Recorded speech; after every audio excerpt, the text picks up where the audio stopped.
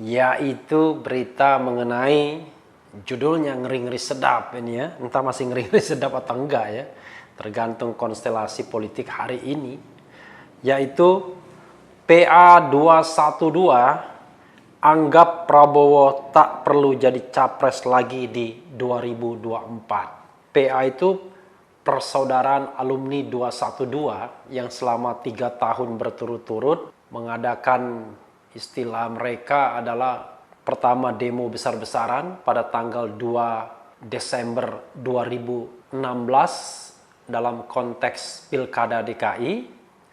Lalu kemudian demo berikutnya pada tahun 2017 untuk memelihara semangat. Berikutnya lagi 2018 dan berikutnya lagi adalah 2019 dalam konteks pemenangan presiden tahun 2019 karena berhadapan pasangan Prabowo Subianto dan pasangan Joko Widodo. Kita tahu bahwa Prabowo kalah ya. Jadi bukan 3 kali, 4 kali ya demo itu ya. 2016, 2017, 2018, dan 2019. Beritanya seperti dilansir CNN Indonesia, Kamis 11 Juni 2020, Jakarta, CNN Indonesia, Ketua Umum Persaudaraan Alumni 212, seperti Wiro Sableng ya, 212, Selamat Ma'arif, menganggap Menteri Pertahanan yang juga Ketua Umum Gerindra, Prabowo Subianto, tidak perlu maju kembali menjadi calon presiden di 2024 mendatang. Menurutnya, lebih baik ada sosok baru yang berkontestasi dalam Pilpres mendatang. Diketahui pada Pilpres 2019 lalu, PA212 merupakan pendukung paslon Prabowo Sandiaga Uno. Selamat Ma'arif juga merupakan juru kampanye nasional Badan Pemenangan Nasional Prabowo Sandi. Kutipannya, cukuplah Prabowo Subianto di 2024 menjadi negarawan dengan memunculkan capres baru, kata Selamat lewat pesan singkat kepada cnnindonesia.com Rabu 10 Juni. Selamat yakin, jika Partai Gerindra sukses melakukan regenerasi, harusnya muncul generasi muda yang menjadi capres di 2024. Namun, jika Prabowo kembali maju sebagai capres, Selamat menyebut regenerasi partai itu gagal.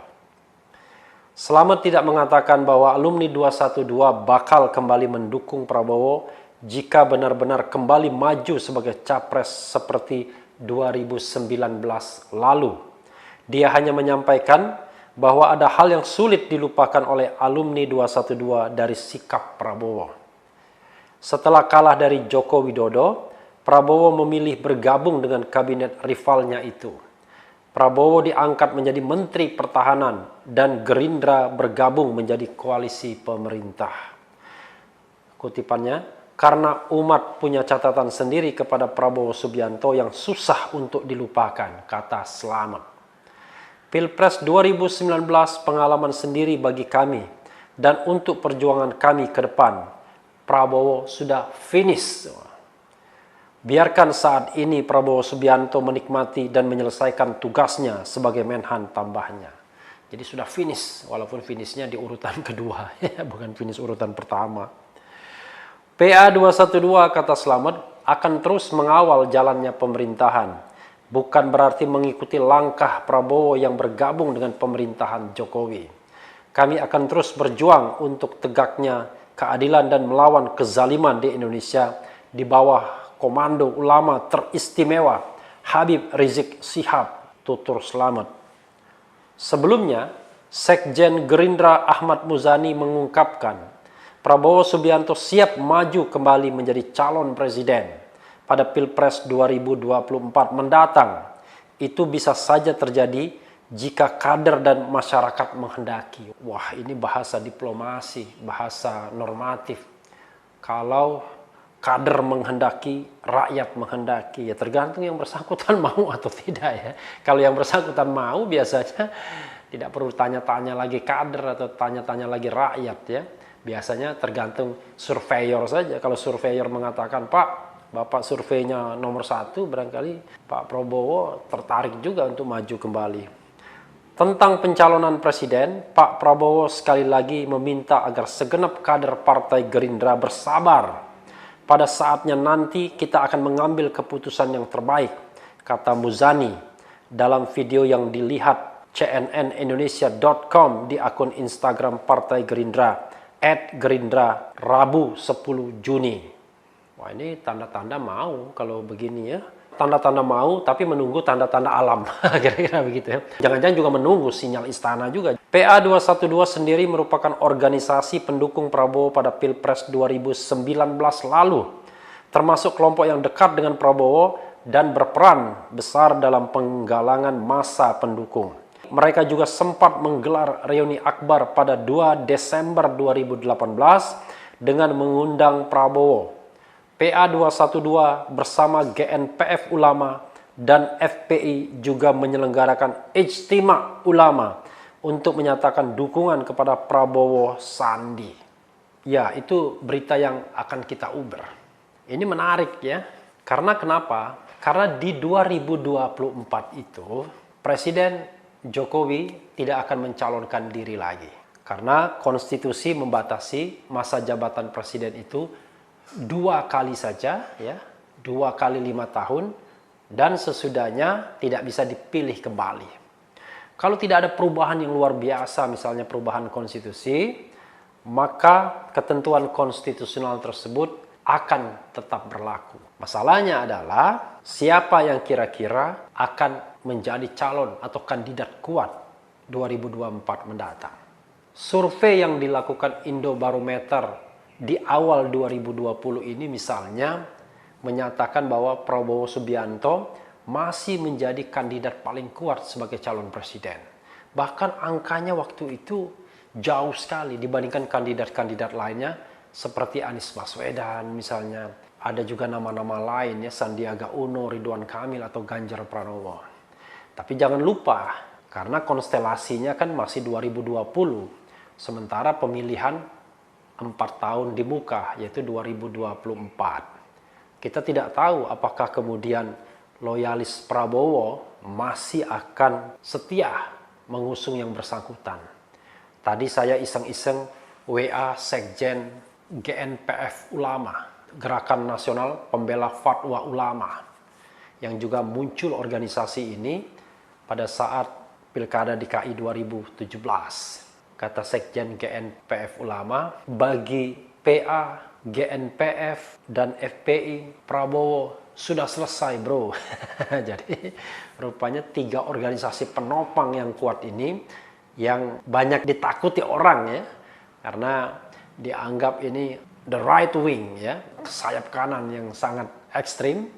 Itu rupanya sudah menunjukkan tanda-tanda tidak akan mendukung Prabowo lagi.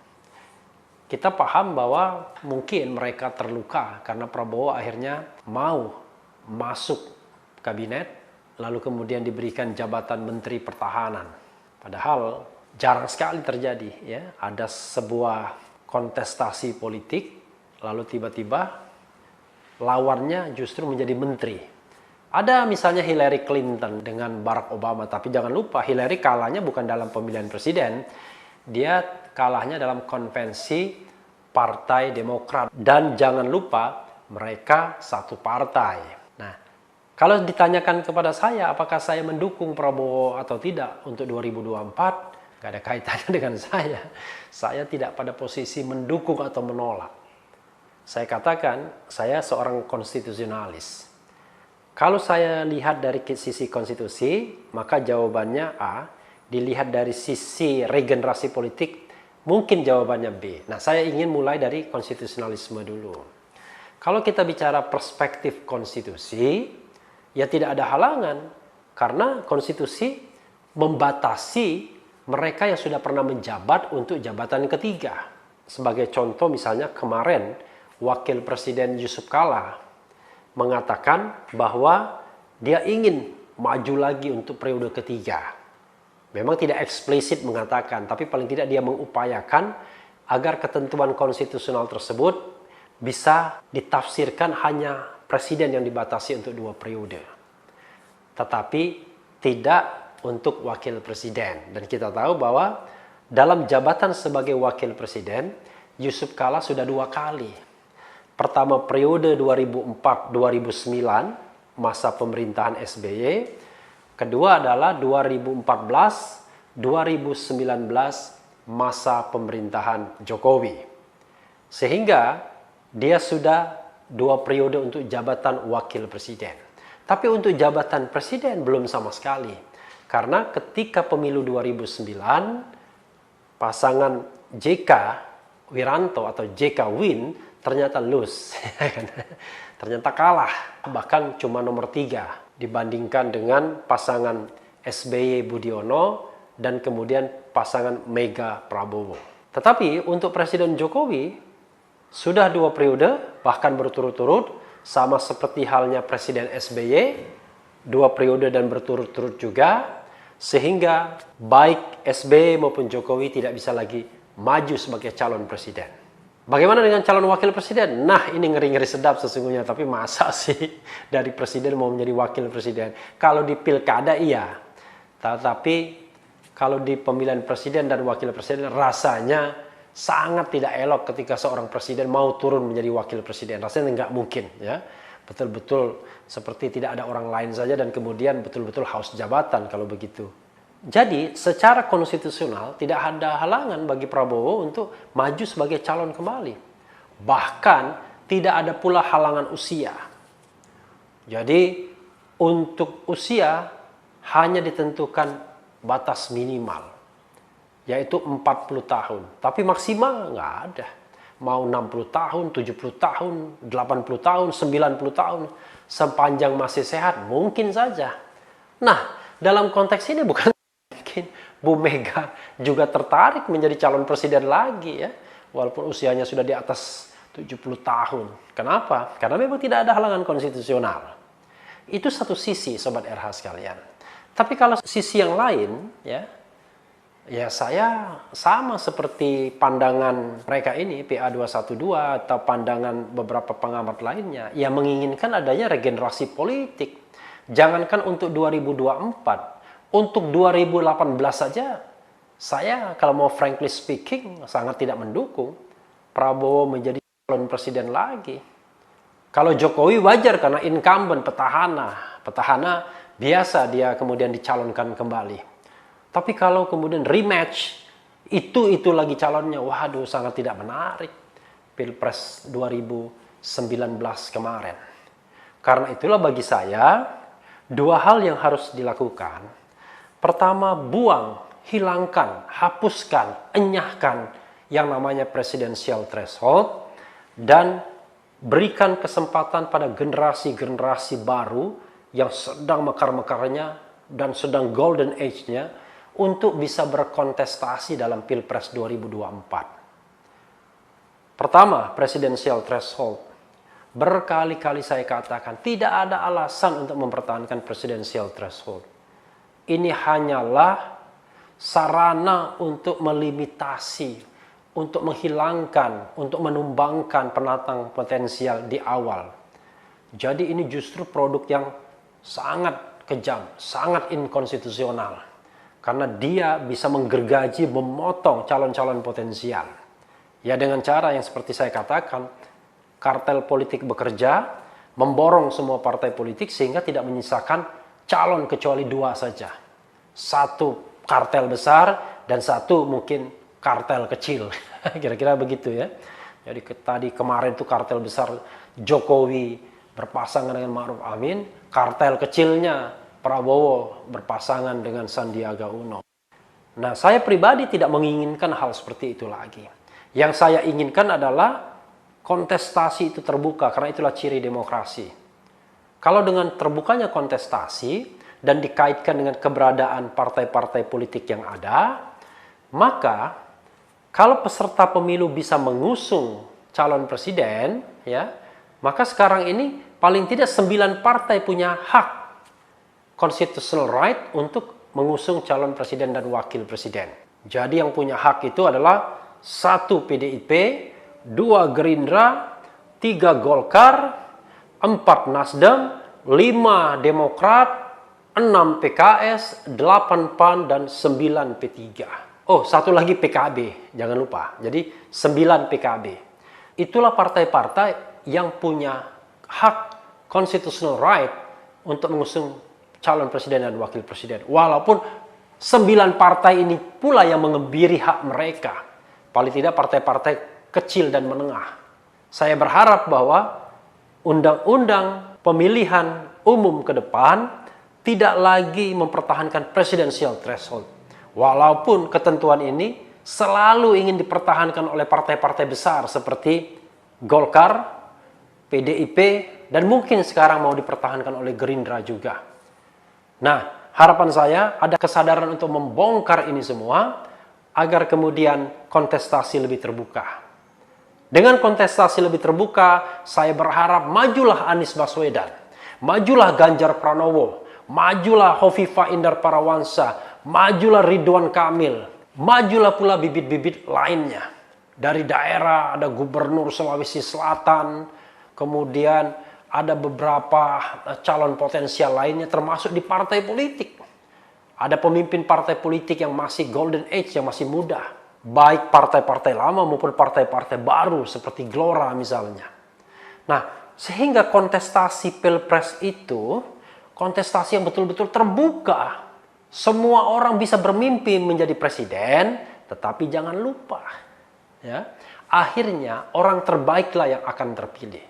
Kenapa begitu? Karena Pilpres kita menganut two round system. Walaupun di putaran pertama misalnya katakanlah semua pasangan calon mendapatkan suara dan tidak ada yang kemudian mencapai 50% plus 1 sebagai syarat untuk memenangkan pemilihan presiden dan wakil presiden di samping syarat tersebarnya perolehan suara tersebut. Tetapi pada putaran kedua suara sudah consolidated. Head to head dua pasangan calon akan memastikan calon mana yang akan didukung oleh masyarakat, oleh pemilih terbanyak. Dan sepanjang itu prosedural, konstitusional, tidak ada masalah berapapun dukungannya dan berapapun yang berpartisipasi di dalam pemilihan. Tapi, sobat era sekalian, membayangkan tidak? Tahun 2024, calonnya lu lagi, ya kan? Jadi, bagaimana kalau 2024 Prabowo pun ingin mencalonkan diri? Ya kita tidak bisa melarangnya. Yang penting tadi saya katakan, terbuka kompetisinya. Jadi ada open competition. Jangan sampai kemudian kita memilih presiden dan wakil presiden karena tidak ada stok lain. Seperti 2014 kalau enggak Jokowi, Prabowo. Kemudian tahun 2019 sama orangnya.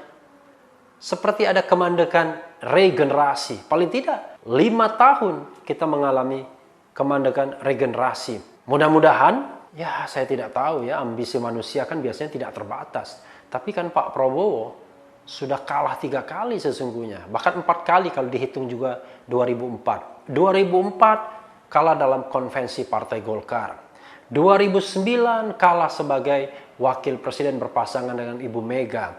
2014 kalah sebagai calon presiden. 2019 kalah sebagai calon presiden. Masa 2024 ingin lagi? Ya tapi kalau surveinya tertinggi misalnya, lalu kemudian ada kartel politik yang mempertahankan presidensial threshold, sehingga kemudian terjadi head to head dengan skenario misalnya yang pernah secara liar saya katakan Prabowo berpasangan dengan Puan Maharani, lalu kemudian melawan satu pasangan dari kartel kecil misalnya, karena kartel besar kan sekarang hanya satu partai yang menyatakan oposisi. 2 partai abu-abu, yang abu-abu itu Demokrat, lalu kemudian Partai Amanat Nasional. Tapi 6 partai besar lainnya sudah menyatu di istana. Jadi kalau misalnya konstelasi ini yang dipertahankan, lalu yang di istana ini kemudian mengusung calon Prabowo, Puan Maharani misalnya, 2P, ya, lalu di sini mencari pasangan lainnya, maka yang terjadi adalah ya head to head kembali. Kalau kita bicara tentang probabilitas menang, ya 50% kalau cuma 2 calon.